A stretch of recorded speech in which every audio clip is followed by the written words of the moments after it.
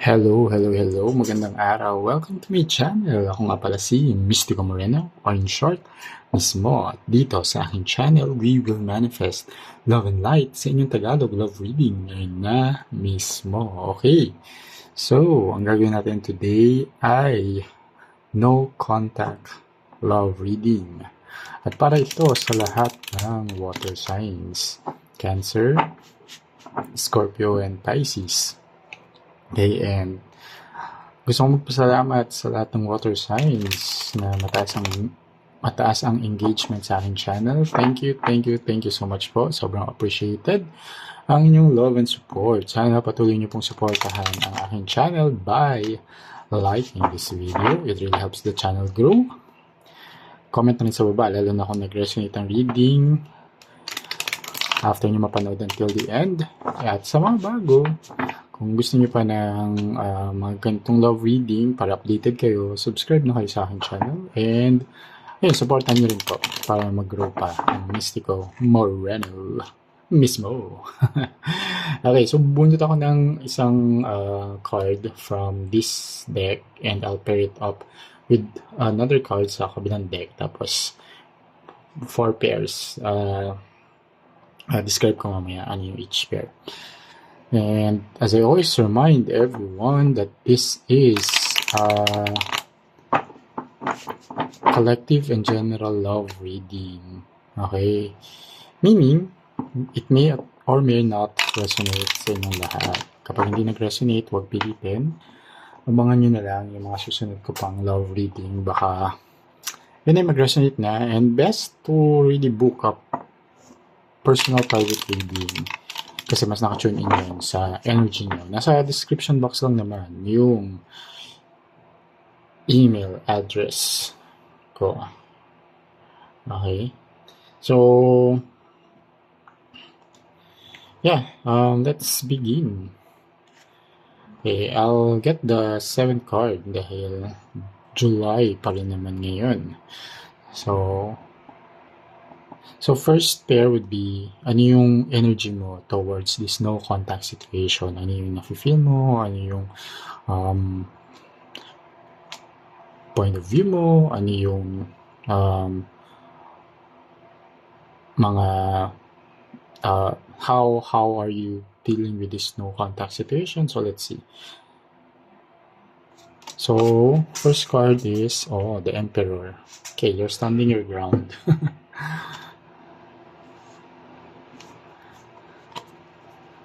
And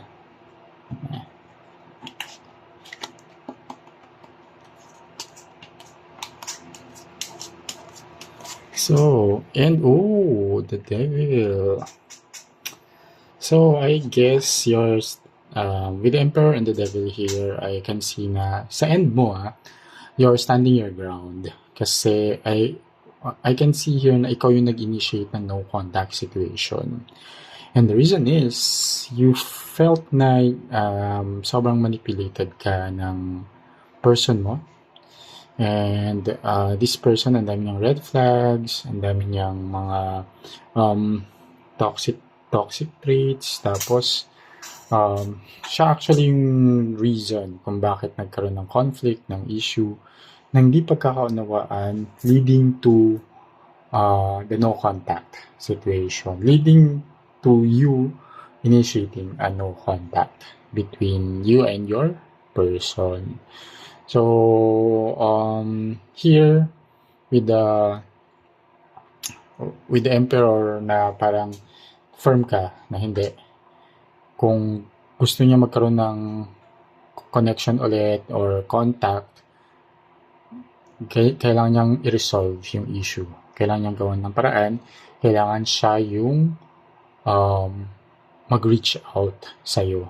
Dahil in the first place, siya naman talaga may fault kung bakit nagkaroon ng di pagkaunawaan between the two of you or ng issue between the two of you. Okay? And I also can sense na itong no contact situation, hindi to first time nangyari. Parang paulit-ulit na nga siya na magkaka-issue, tapos magkakaroon ng no contact, susuyuin, magkaka-issue ulit, tapos ganun, parang it's a cycle, nagiging cycle na lang siya. Pero now, kaya with the Emperor, now, after so many times na napaulit-ulit na nangyayari to, parang ikaw, oh, enough. Enough. Okay, parang ganun. Kaya, parang ang nangyari pa nga, bahala ka. Okay?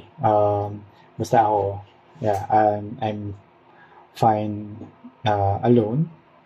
Okay? And, yeah, it's, I can see here also na it's for your own sake then. Kasi nga, medyo, ano siya may pagka-manipulative itong person mo. Okay? So, tingnan naman natin, ano ang energy naman ng person mo with regards to the no contact situation.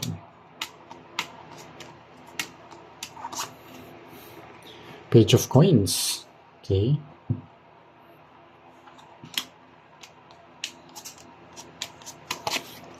Paired with Three of Swords. Heartbroken siya. Parang now, ang nakikita ko naman dito, parang he got the taste of his own medicine. Parang ganun na gusto niya actually mag-reach out sa'yo with a Page of Coins. He or she wanted to act and reach out na kaso natatakot siya. Kasi alam niya first na nasaktan ka niya and alam niya kung ano yung pagkakamali din niya naman talaga. And I can even see here that the reason for some of you, the reason for the no contact situation is conflict brought by a third party energy with the Three of Swords showing up here. So yung iba sa inyo nagkaroon ng third party situation. You found out about it, as shown here also with the Devil energy, tapos Three of Swords pa, na nawala yung trust ninyo sa person ninyo. Kaya parang ayaw nyo na siya makita, ayaw nyo siya makausap, ayaw nyo na muna na magkalapit kayo kasi it just brings back the memories or the pain or the hurt na nadulot nitong situation na nangyari in the recent past. And itong person niyo with the Page of Coins nga, gusto niya mag-reach out. Gusto niya na mag-apologize na despite nga yung paulit-ulit. Ito parang may ano siya medyo may takot din siya to initiate kasi nga alam niya, sobrang confirmed na na-hurt mo siya. Pwedeng yung sa third party situation, you caught them in the act or huling-huli mo sila, tapos siya din, well, na-hurt din siya, na-hurt ka niya. However, parang medyo pinag-iisipan pa niya yung move or gagawin when it comes to reconnecting with you. Okay? Sige, so tingnan naman natin ano yung energy between the two of you or the current energy ng relationship or ng connection.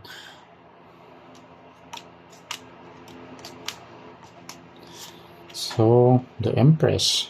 Okay.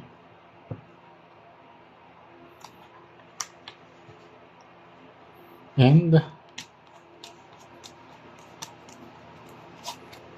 Ace of Cups.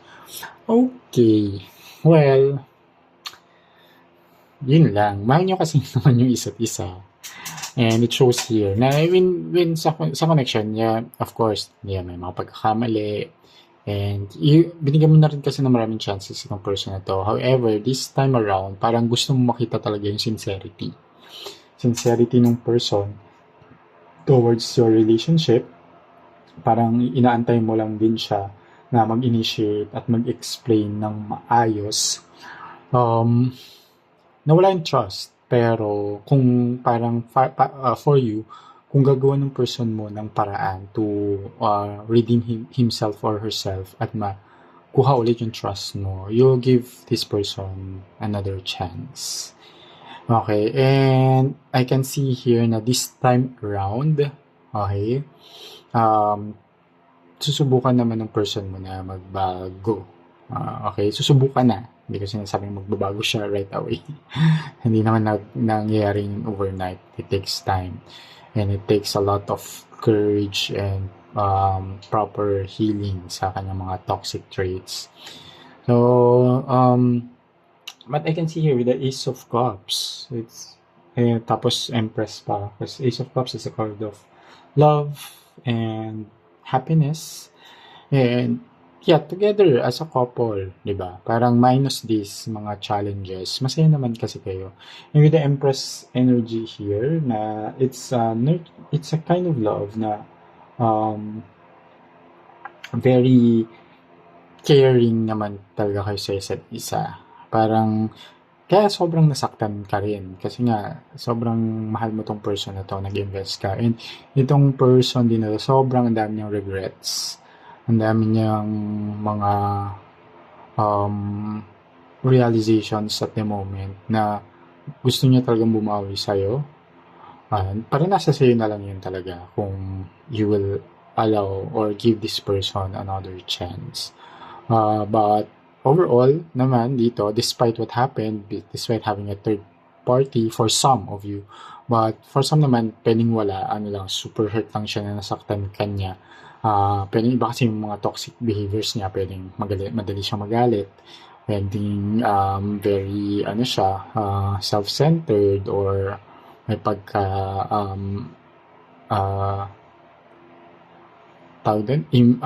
impractical, gano'n, na nagiging cause yung mga behaviors nga niya na parang kino-call out mo tapos hindi niya matanggap.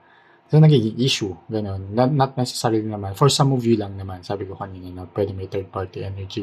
Pero all in all, there's pain and heartbreak dahil dito sa no contact situation. Pero here, as shown here, yung energy nyo, yun, sabi ko nga, despite what happened in the recent past, whatever yung cause ng pain, and whatever yung reason for no contact situation, may yearning between the two of you. And that yearning is may help in resolving this issue and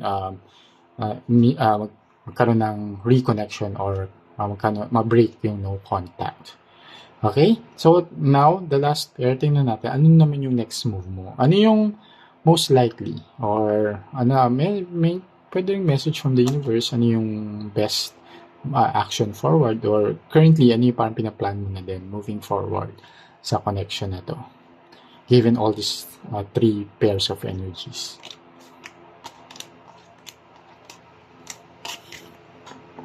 Okay, Ace of Swords. Yeah, there is an initiation of contact.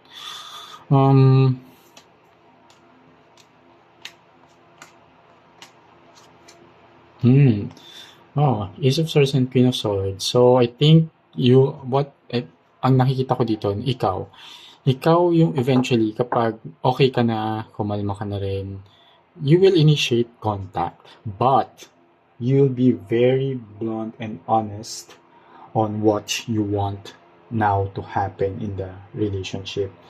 Kasi, si Queen of Swords energy, yun yung, siya yung tao na very honest, very intuitive, very, firm din sa mga, gusto niyang mangyari, sa, bagay-bagay, gano'n. So, kung this no contact situation, sige, parang, okay, pag-usapan, kasi nga nafe-feel mo rin naman na takot siyang mag-reach out sa'yo kasi alam niya may kasalanan siya. You will initiate contact with the Ace of Swords here. But you want the truth. I mean, first, you want truthful explanation from this person, and ano ba yung next action plan din niya. Okay?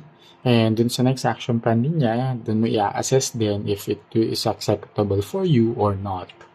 Okay? And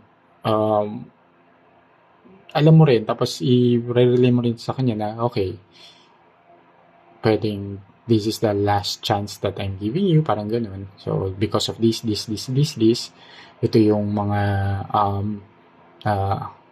gusto kong mangyari na moving forward kung magkakaroon tayo ng another chance, kung i-break natin tong no contact, else, alam mo rin na kung hindi, then talagang let's part ways na, parang ganun. But basta alam mo kung anong gusto mo, at you'll be very honest about it. Hindi ka yung tipo, so kung ikaw pong tipo ng tao na kinikim-kim lang yung mga sama ng loob or yung mga bagay-bagay at hindi siya ini-express, I don't think this is the reading for you, because I can see here a person who's very straightforward, who's very open, who's very truthful, and alam niya kung anong gusto niya at i-relay niya yun dun sa partner niya. Okay, kung ikaw yung other person na binanggit ko kanina, baka magkaroon ka ng enlightenment na hindi natatama, kailangan ko na siyang kausapin. Okay, so yeah, sana nakatulong to, and I'll close this reading with an oracle card. So 2 oracle cards as additional message and advice from the universe. Okay.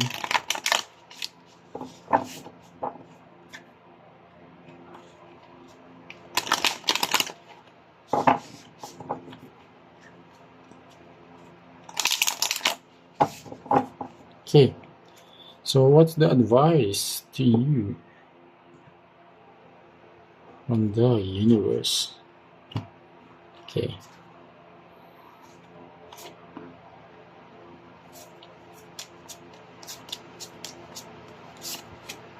Fine. Okay. And witch hazel. Okay, so as message from the universe, so this time is a card of confidence, courage, and having the right decision.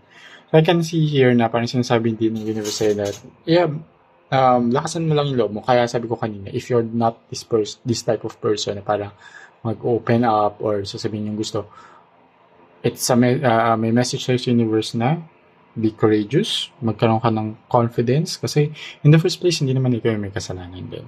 And it's not your fault na nagkaroon ng third-party situation. It's not your fault na may mga toxic behaviors tong person mo, di ba? I mean, it's for him or her to fix. Kaya dito, kung may mga gusto kang mangyari, and for his or her awareness, you have to be really confident and courageous to spit it out.